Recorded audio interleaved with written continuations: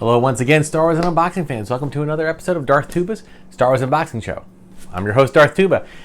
We have two items today. Two items to unbox. We have something kind of on the official channel and something that I had to go through side channels to acquire. First, we'll start with the Entertainment Earth box that came in the mail. This actually arrived a little bit before Christmas, but I got so wrapped up in holiday events and activities that I actually forgot about it. So I'm not even exactly sure which thing it is. Looks like, okay, we know it's a vintage collection figure. And it is, oh yes, finally, Mythrol. The Mythrol. Kind of a cool little breakout character from the Mandalorian. So cool that he got a vintage collection figure. This is VC 225. Oh my goodness, 225. Think about that. 225 figures. Just in the vintage collection alone. A couple of weeks ago, a couple of episodes ago, I had to take just a handful of carded figures off of my rafters because we were doing some boiler replacement work in my basement here. And I looked at all those figures and I thought to myself, oh my goodness, this is not even, they've got to be up to 2,000 figures at this point. I mean, and I haven't even collected all of them. In fact, I've gotten rid of a lot of them. I'm trying to just keep kind of one of every character if I can. But there's still probably 500 to 1,000 or more, 1,500 of individual characters. And Mythrol is now a new one added to the bunch. It looks like he comes with his own hologram, wanted poster, so to speak. It comes with a blaster, some binder clips, and looks like a tool, that little welding tool. So this is kind of a both first season and second season figure. So really cool. Again, people who watch the show, I keep these packaged. I keep these in the box because I do love the old vintage style racing stripe, they call it, along with the Mandalorian title in there. So well done, nicely done. I've seen some good shots of the figure loose. They do the great stuff now with the photorealistic sculpt, so I don't really have any real issues with it. The only thing I would say is I would love this a figure like this. If you recall, in I don't think Force Awakens had them. Last Jedi had them, and Solo had them. The chips in the feet that would, if you put the voice reader, okay. Do I have one here? Yeah, I think I have one right here. One of these voice readers. You could actually have the figures talk, which I thought was an excellent thing to do. They never continued that technology. I hope that they bring it back, and it would be great. Even carded figures, you can have them touch the thing and talk. So, pretty cool. Actually, I'll put him back here so we can see him. All right. I don't believe there's anything else there. Okay, no. And then we have the other one. So, on a recent trip to Walt Disney World and Disney's Hollywood Studios, I walked in and there were a lot of beautiful, wonderful Star Wars collectible items. I do not usually collect and purchase that much in the parks. I do procure a lot of the Galaxy's Edge stuff, but I don't go crazy because it's just, you can't. It's just, there's too much, so I just get a couple of little things here and there. And in the last episode, you saw some of those things. Well, at one point, I was picking up a Life Day shirt. I wanted the shirt, like a Life Day celebratory shirt. So I grabbed the shirt. It was not in Galaxy's Edge. There's actually a store. When you walk down it's not Main Street, it's, I guess, Hollywood Boulevard. And just before you get to the very end and it starts to open up, there's a store on the left. Actually, the whole left building is a whole huge store, pretty much. Or one section, then there's another section. And the last one on the left, as you're walking up towards the Chinese Theater or whatever it's called, is a Star Wars store. But the idea is when you go to Galaxy's Edge, they've never heard of Star Wars. You're in Galaxy's Edge. You're in the world. So all of the stuff you can buy is pretty much inside the world. So you have to go to another place, like right outside the Star Tours store or the Star Tours ride, or in the case of this one store, to buy Star Wars merchandise. Okay. So I went in and I saw the shirts. I wanted a Life Day shirt. So I picked up the Life Day shirt. And I'm like, all right, I'm going to grab the Life Day shirt. But I look behind the Life Day shirt. And there was the Droid pack, a 4-pack Droid pack, 3 3/4 inch version from The Mandalorian. And I went, oh, that's cool. They have that. That's neat. They've done it for Rise of Skywalker. They've done it for Solo. I think they did it for Last Jedi. They've done it for pretty much every Disney release movie. Nice little Droid 4-pack, 4 droids that were seen in the movie. Or in this case, for The Mandalorian, seen in the series.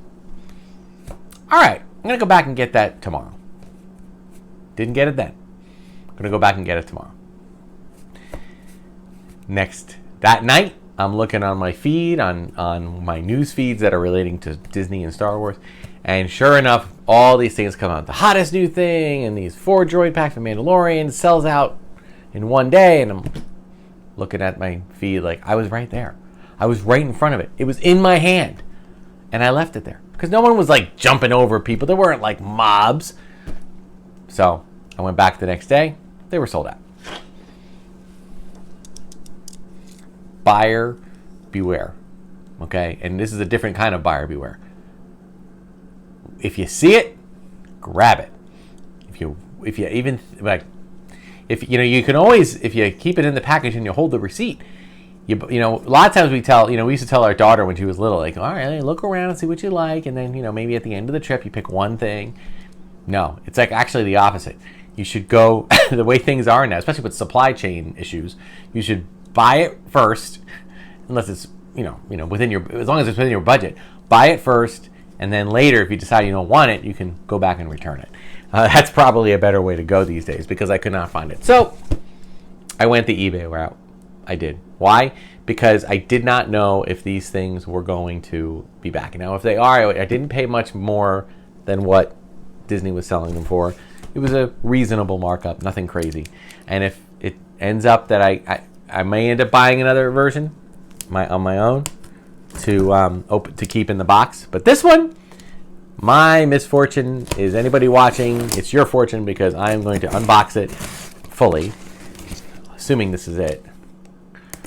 I think it is, because I did believe I got an email saying that it was mailed. Yep, it is it.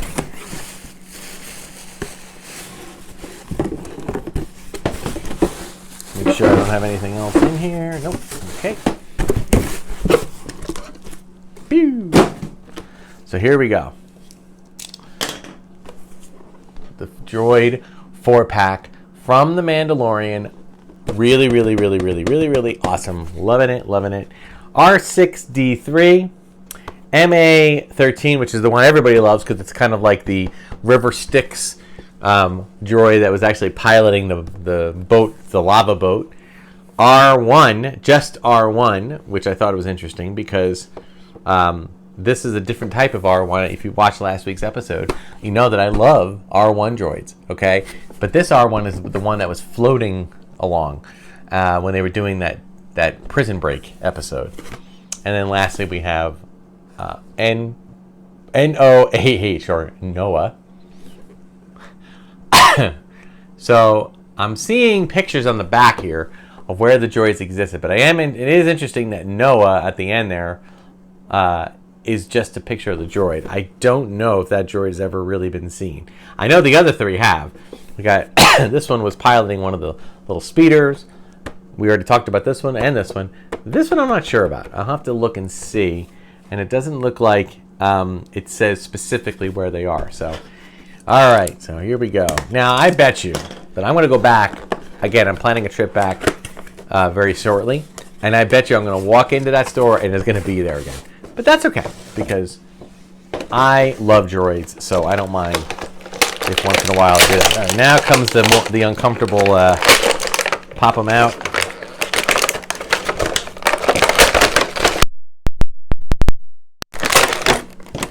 Okay. So starting with our R6D3 droid, kind of like, it's kind of a cross between, if you look closely, it's not really a full R2 dome, okay, nor is it an R5 kind of dome. It's kind of an in between. It's kind of a rounded R5. So it is a little different, which I appreciate. It's all right. My package here is talking back to me. Okay, and then we have, of course, the other Noah, N-O-A-H. I'm trying to figure out why it's called N-O-A-H. I'll have to look that one up. I'm guessing, Noah, like Noah's Ark. So I'm trying to think, I'm trying to think of where there was a Noah's Ark kind of reference. I don't recall. Love the blue. I love that it's a normal R2 dome, but it's got this interesting color scheme, kind of like a Miami Dolphin. So interestingly enough. And then, of course, you've got your R1 droid, which is definitely the coolest among the cooler of the droids, because it is on a little pedestal, and it comes off, and it's a floating droid. Okay, so I thought that was really cool that they created this, because this has not been created as a droid. Now, the funny thing is that the Disney, there is no Hasbro listed on any of these Disney droids, so I don't know if they share in the design and creation of these figures, or if it's all Disney parks doing it, or if they're doing it with consultation. I don't know how the organization and the dynamics work within the two organizations, or if there's even a relationship at all. So Disney has released, probably on their own, exclusive to the parks, between the Disney characters dressed as Star Wars characters, the droids from the different Build-A-Droid things, and their own like holiday droids and Halloween droids and Christmas droids, and these droid factory droids, they have probably released close to 300-400 figures. So this is unique, okay, and it's a little different.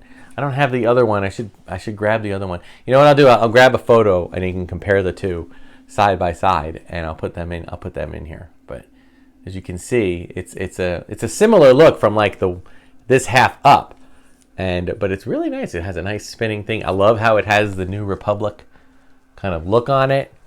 So attention to detail, it's fantastic.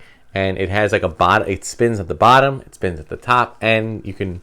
Now, obviously, it's not a Weeble, so if you try to put this like this, it's just gonna fall over. So you need the base. So don't lose your base. Okay, but there he is there. All right, let's talk about the giant elephant in the room, and that's this baby. This is I don't even know if this thing will stand on its own, but this is I don't know. I just call it. What do they call it? Unless this is Noah. No, it looks like they were in order though. No, it's MA13. Okay, so,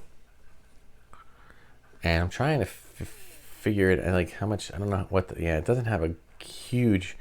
It doesn't have a huge amount of Okay.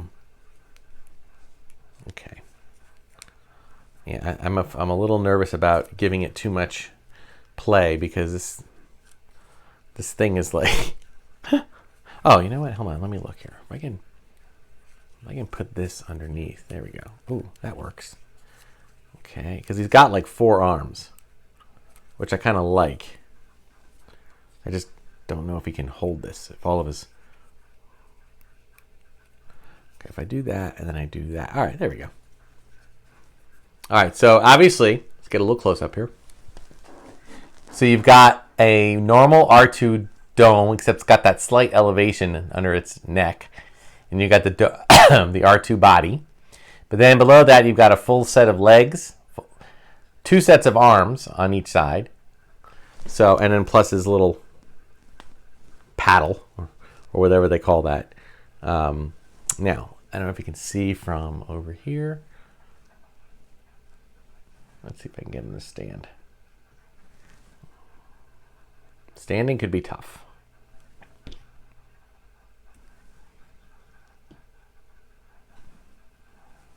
It stands. Okay. I guess I was wrong. So not too bad. It does not have the pegs on the bottom, which means that you couldn't use you'd have to come up with another creative way to keep it standing if you don't want to put it on a thing. And that is something also about the Disney droids. They don't really have the peg feet at all. I think they basically just have, I feel like they have like little mini wheels, which is kind of funny to me because I can't imagine that they would roll that well, but apparently, I don't know. Maybe they do, maybe they don't. I don't know. So, the Droid Factory from Mandalorian, only at Disney parks. Keep looking, folks. If you are a local in either the West Coast or the East Coast, I do believe the West Coast got a restock, or they got their initial stock in because the East Coast got them first. So, maybe they'll be there. Maybe they'll sell out like crazy. I can say that I was able to secure it. I did it. I was able to find it on eBay for what I felt was a reasonable markup. It wasn't something that was crazy. It's not like at the present, if anybody's been keeping up with Epcot with their Figment popcorn buckets. I don't know if you're not really into that, you wouldn't know, but apparently the Epcot Festival of the Arts started that's the weekend that I'm filming this, and they had these popcorn buckets. Now, I'm no stranger to popcorn buckets. I've had TIE Fighter ones, Millennium Falcon ones, other Star Wars related popcorn buckets. But this was a Figment one from this ride in Epcot, this vintage ride from the 80s. And apparently there were 7-hour waits for this Figment popcorn bucket. I was like, whoa. But hey, you know what? I know lots of people have waited 7 hours for action figures. So who am I to judge? Okay? To each their own. And of course, they did end up, for many people, they did put them right on eBay for $100 to $200 to $300. Somebody wanted $600 for 2 of them. It's crazy. But I have them. They're in hand. Okay, if I find another one, I might get another box just to have an unboxed one, an unopened one. But I don't really need it. We have these. They work fine. So that's going to do it today, guys, for this week's episode of Darth Tuba Star Wars Unboxing Show. Check me out on Instagram and Twitter at Darth Tuba. The Star Wars Unboxing page on Facebook, Darth Tuba Star Wars Unboxing page. I have a podcast with John Martali that we call War of the Stars, the Star Wars podcast that releases on Thursdays. But you can get them whenever podcasts are. We're going through the Book of Boba Fett right now, so it's going to be a lot of fun. Thank you so much for watching. Until next time, may the Force and the toys be with you.